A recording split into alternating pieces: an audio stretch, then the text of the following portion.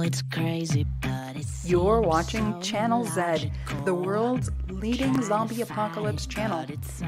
Broadcasting live from Studio Z. Makes me act the way I do. Hello, I'm Liz Grumbach. And I'm Ilana Rein, and welcome to Brain Dead Theater. This is where we examine zombie media, television, and movies to explore what we can learn from fictional zombies in our current apocalyptic moment. Ilana and I are joined today by Mzilikazi Koné. Mzilikazi, how are you? I'm well. As well as one could be in the apocalypse, so I'm doing pretty good. Good. I was thrilled to hear you talk about the Haitian roots of the zombie myth earlier today, how we need to believe in a new world is possible to affect change. But first, I noticed earlier that you have some supplies behind you. What's going on? I do. So I've got some aloe vera because in this world, you never know when you're going to get cuts and scrapes, right? So having something to heal. Alongside, there's some honey back there, which is a natural antiseptic. Now, I've got the salt right here. You can see I've got a giant thing of Morton salt. You really got to keep that around when there's zombies. The myth is that if you have salt, that if you put salt in a zombie's mouth, that they will unzombify themselves. I haven't gotten close enough to try it, but you know what? I'm keeping it in my go bag. It's just going to stay. And then right there, I've got my zombie astral, a spiritual zombie in the bottle. Oh, that's amazing. So, I'll just start by saying you might need to come over and maybe give me a bit of that salt cure, just as an update on my end. I know I mentioned yesterday my sister bit me the other day. I'm in quarantine. I'm feeling a little under the weather, but I won't let that affect our show today. Liz, I got to say I'm a little concerned because I noticed there's something coming off the side of your head and Yeah, I'm having a few symptoms, but now that I know that Mzilikazi might be able to come over and help me out. Yes, I can at least leave some salt on your doorstep. Just to be safe. Yeah, that's true. I am under quarantine. Thank you for reminding me. So I wonder, Mzilikazi, if you would like to say a bit about the overall theme for the shows the show clips that you've chosen today. Absolutely. So really, as I followed up with my earlier talk, I was thinking through the ways in which zombie films deal with questions of race and slavery and oppression. So it's really trying to follow that same thread, and let's just say broadly thinking through zombies and race.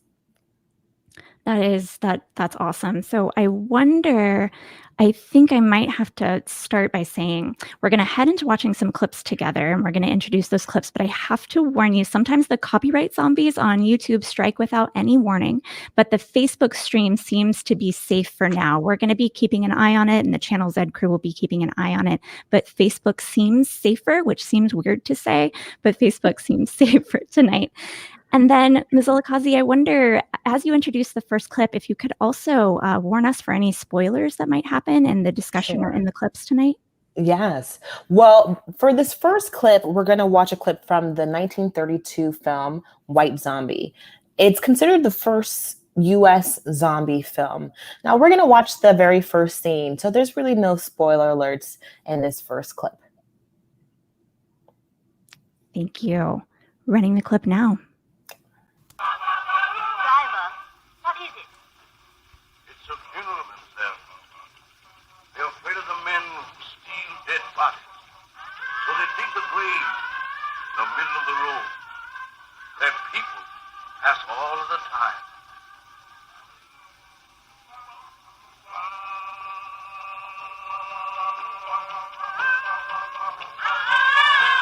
Well, that's a cheerful introduction for you to our West Indies.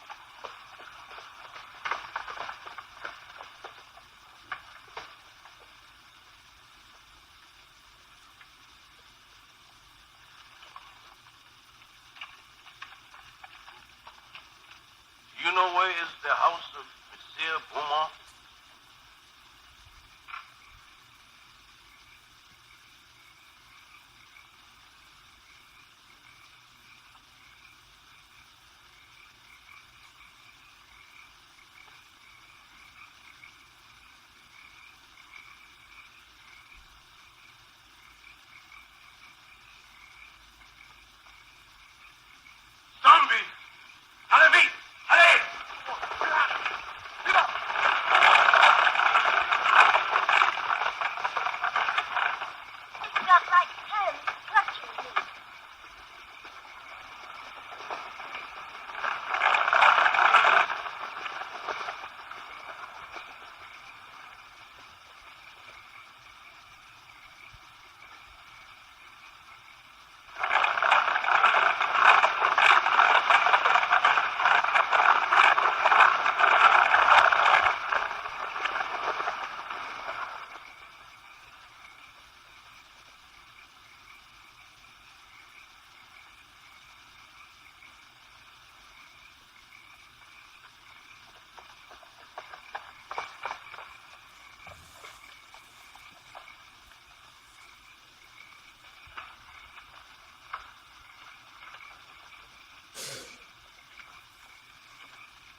Why did you drive like that, you fool? We might have been killed. Worse than that, monsieur. We might have been caught. Caught? By whom? Those men you spoke to? They are not men, monsieur. They are dead bodies. Dead? Yes, monsieur. Zombies. The living dead. Corpses taken from their graves. Or made to work. Sugar mill. Fields at night. Yes. So in that clip, in the very beginning of this film, we see this couple who's arrived to the West Indies, and they encounter the famous actor Bela Lugosi, who plays Murder Legionnaire, who is a sort of kind of witch doctor figure, right, where he uses magic to zombify folks. And you see that with him, he has these zombies. So one thing that stands out to me really is even thinking through the name of this film, White Zombie. Why would you call it White Zombie unless it's some sort of indication that it's somehow different than your perceived normal zombie, right? So even in the film title, it's inserting a question of race and difference to this story by having so-called white zombies.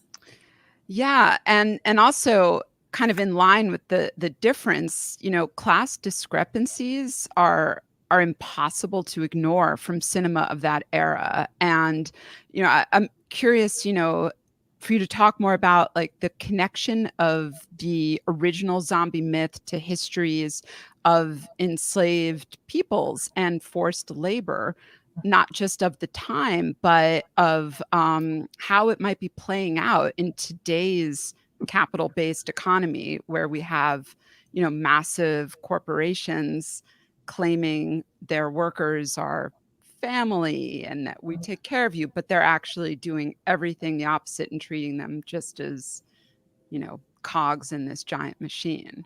Sure. Well, what stands out here, and especially for all of you zombie film enthusiasts out there, is just the way the zombies are here, right? We see them slow moving zombies, right? They're not fast running, bloody, murderous zombies, right? They are created to work, right? And that's in line with this, with slavery, really, and the threat within slavery of being made into a zombie, as though slavery wasn't bad enough, right? That you could be made into something even more, dulled, to your senses, more where you're really just there to labor for others. So the myth of the zombie, as it arises from Haiti, really highlights that fear of enslavement, right? The fear of entrapment, and that connection, Ilana, that you were making about this idea of family, especially when you see race played out in these films, right? Racialized help, racialized, Black, as we see Black domestics, Black carriage driver in this clip. So we already have the implications of race in the film, right? But the ways in which that plays out, let's say in our current moment around COVID, is the ways that corporations really do use the mythology of the family, right? We're family, right? We care about our workers. So on the one hand, as a way to kind of venerate workers, include them in this narrative that they belong to that company and corporation, while at the same time recognizing that there's no safety put forth to protect these workers, that there's no extra wages, no security wages, nothing additional that says family, aside from the language alone that says, sure, you're our family, come back to work. And we've been talking a lot about essential workers today, too, I think throughout SAM 2020. And one of the things that really struck me in this clip is that line that this is a fate worse than death, that enslavement, being enslaved, being made to work without a living wage, maybe, or, without any compensation. And I do want to kind of bring up just really briefly before we move on and point out that we do not violate any copyright rules on this show. We do get our content automatically flagged, those dang zombie bots, right? But this is also, the ghost work that goes behind some of these platforms that we're on as well is all about kind of unseen labor. Sometimes they're bots and sometimes they're people. And we don't think about the people behind the tech platforms either. Those are all zombified workers as well, I think. Absolutely. Yeah, the content moderators, the ones that actually end up in severe psychological distress after watching horrendous video after video, they're being paid nothing compared to what the people at the top of the food chain at Facebook are. For instance, they're doing all the work. But just so you also know that the clips do get put back once we put in our fair copyright petition. Just more busy work for us. Yeah, and some of our movies are into public domain, which is really good too. But I wonder, Mzilikazi, if we want to continue on with the next clip to kind of continue talking about the modern zombie a little bit. Absolutely. So the next clip is from the just fabulous 2017 breakout film from Jordan Peele, Get Out. Now, Get Out is not really typically framed as like a zombie movie in that same in the same vein, right? It's not a stereotypical zombie movie, but we do see a lot of aspects of zombification in this movie. So I'm going to give you a spoiler, such that we see in Get Out is not zombie in the traditional sense, but an attempt to colonize really the Black body. And by that, I mean, actually have someone else kind of take control of one's body and have their brain implanted in your body so that they have use of all the physicality here. So in the next clip, we're going to watch the main character, Chris, who's out visiting with his, Chris, who's a Black character, who's visiting his girlfriend, Rose, who is white, and her family. So he's out at their family home. And the thing about their family, the Armitage family, they have Black domestic labor. So we're having an encounter in this clip here between Chris and Georgina, who is the domestic in the Armitage household. And then before we move on, I just have to shout out to Erica behind the scenes, helping behind the scenes with copyright issues. Thank you again, Erica. Any shout out we can give to you. But let's go now to Get Out.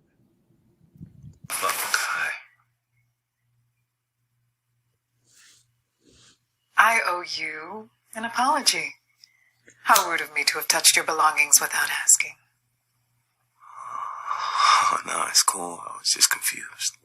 Well, I can assure you there was no funny business. Allow me to explain.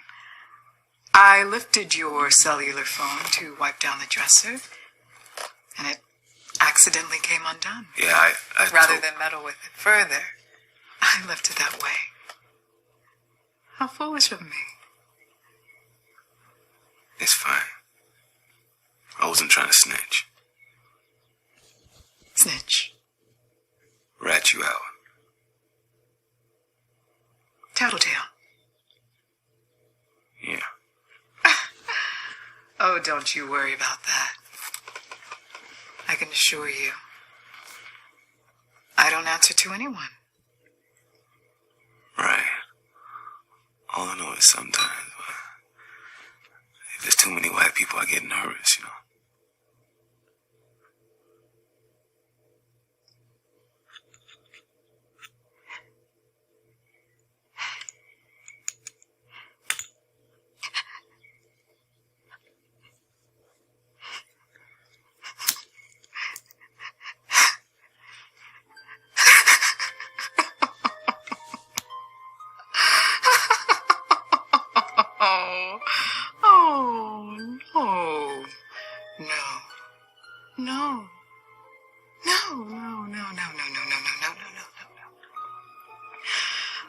something.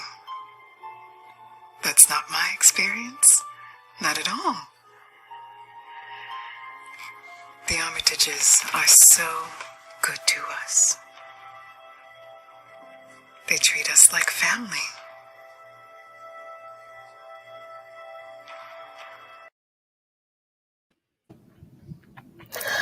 Wow.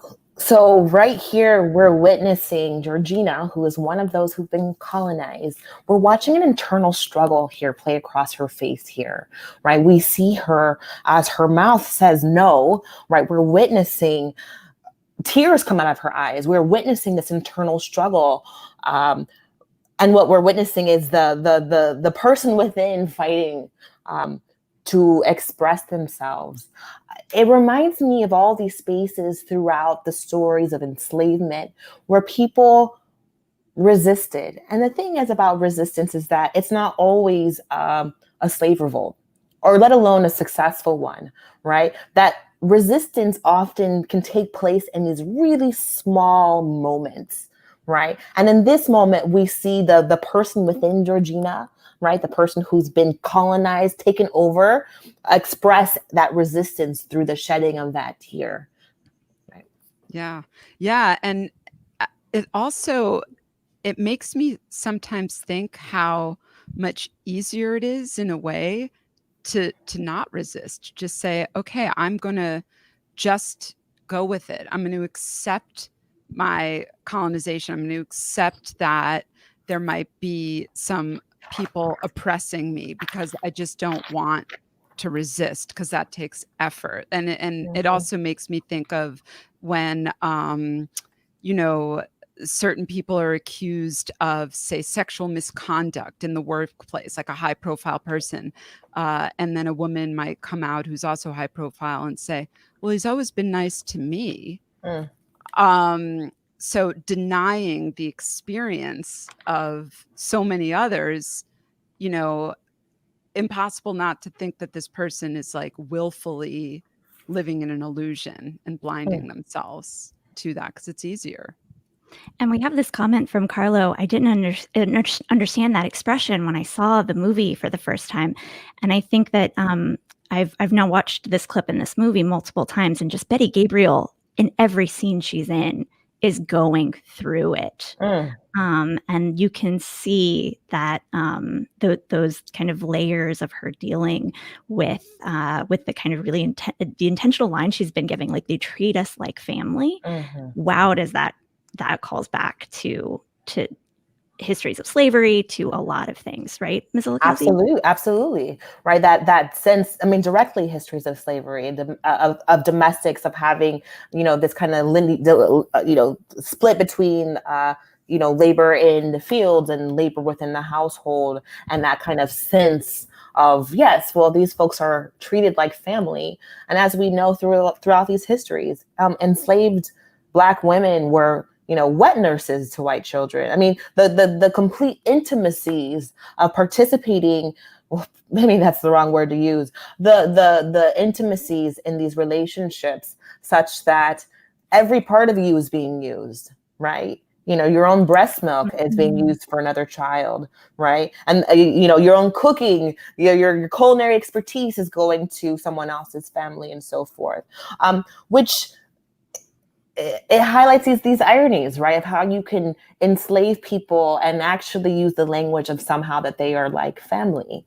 How does it make sense? And yet we have examples throughout history. I mean, think of the ways the many slaveholders who gave birth to children, who fathered children, right, who became their slaves, right? So even that they themselves could be participate in the production of slaves, such that literally they're family, and yet they are, branded as the enslaved. And I think that's the real horror of this movie too, is how it makes us confront these histories just continually. Sure. And then I wonder if maybe we could shift into our last clip to continue this discussion of, racism. So if you want to, Yes. All right, everyone. This is a full spoiler alert. Okay. We are going to watch the last clip from Night of the Living Dead, 1968, George Romero's classic film, black and white. This is for a whole spawn of other zombie movies that comes to follow. It's really central to our understanding. Now, before we watch the clip, it's 1968 in the United States. What is happening politically in this moment of the murders of Dr. Martin Luther King Jr., the assassination of Robert F. Kennedy, 1968. Malcolm X had been assassinated in 65. The Voting Rights Act of 1964. The 1968 Summer Olympics, where we had Tommy Smith and John Carlos raise their fists around racial justice. So the moment in which Night of the Living Dead comes out is already, I guess what moment is it in our country, but a tense, racialized, historical moment, right? So in this film, we're watching, in this clip, we will get to the main protagonist of the film.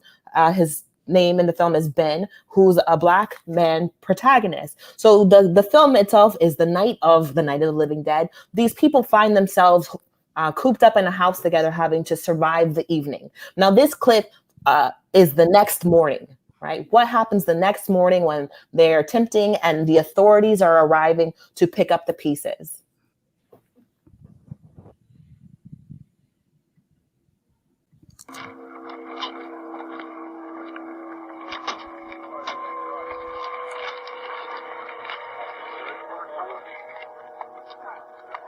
Hey, Vince, Al, you want to get about 4 or 5 men and a couple dogs? There's a house over here behind those trees. We want to go check it out. You stay here, Bill. Yeah, Chief, we're going to stay with it till we meet up with the National Guard. Where'd you get the coffee? One of the volunteers, you're doing all the work, you take it. Thank you.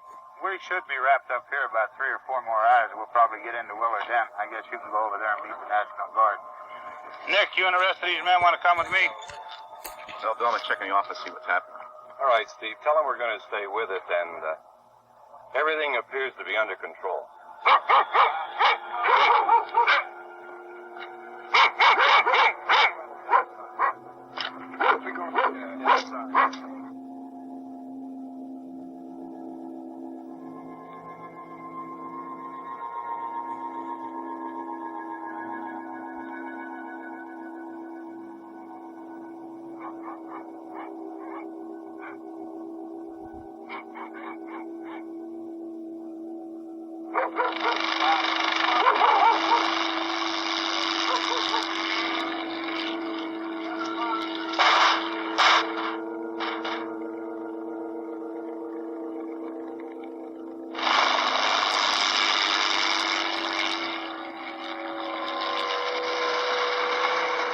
Down there by the barn.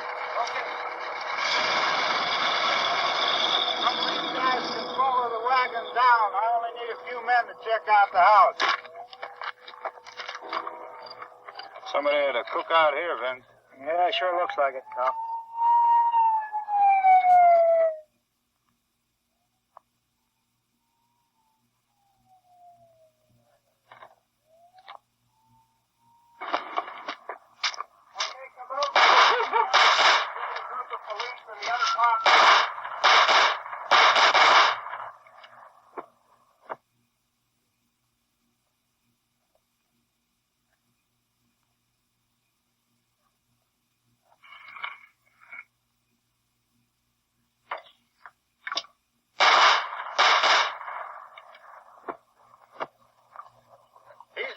Get up here. Nick, Tony, Steve, you want to get out in that field and build me a bonfire?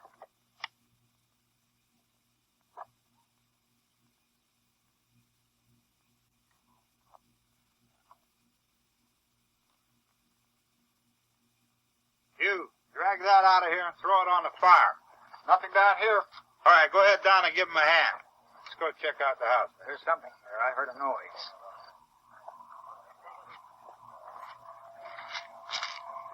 All right, Vince, hit him in the head, right between the eyes. Good shot. Okay, he's dead. Let's go get him. That's another one for the fire.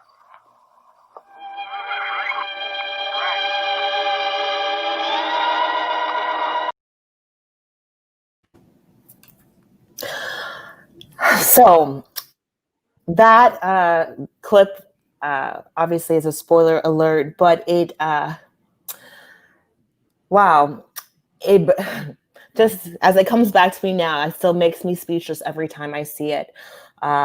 This idea that you could survive the night, right? You could defend from zombies. You could work to save your life and the lives of other people.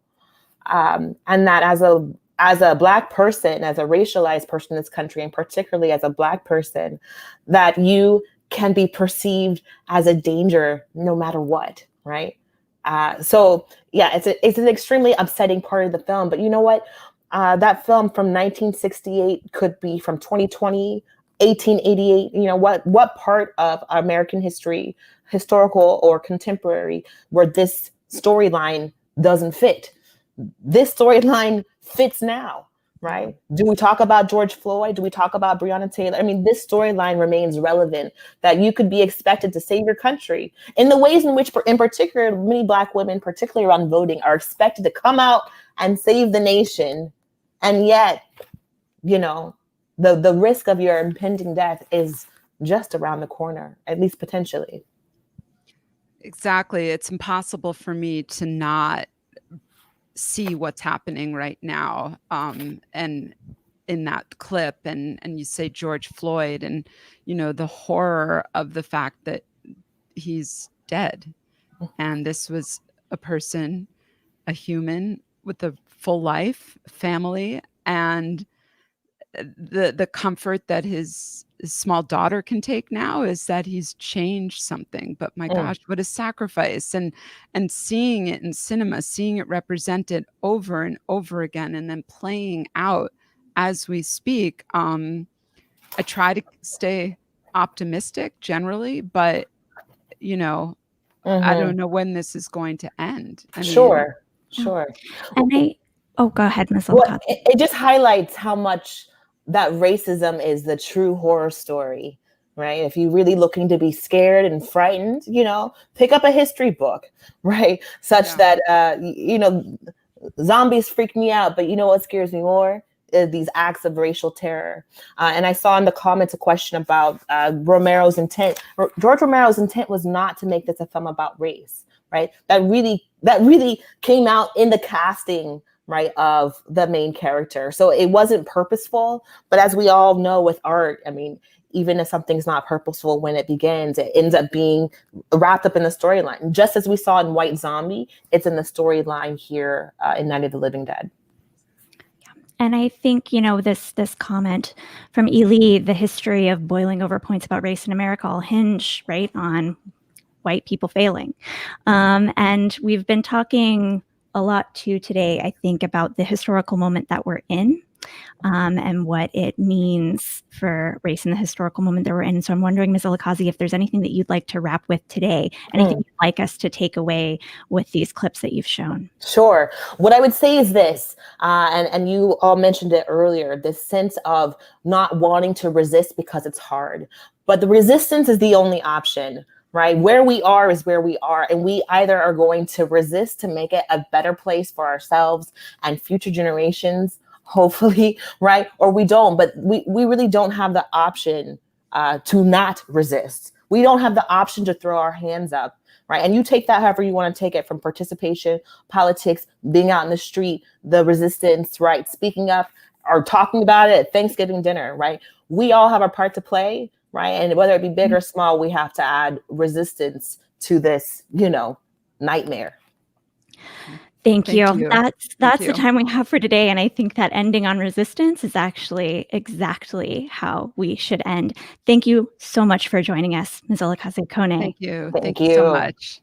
And for ZAM 2020 registrants, I want you to be sure to check your ZTV guide and or your email from Christina for a link to our evening activity today. Join us on the Cast TV platform for movie night. We'll be watching the original 1978 version of George Romero's Dawn of the Dead, the sequel to the clip that we was just actually perfect timing. So whether you've been eating popcorn or brains, thank you for joining us for Brain Dead Theater. We'll see you at, or perhaps in, the movies. I know it's crazy, but it seems so logical. I can't deny that there is something supernatural with you. Makes me act the way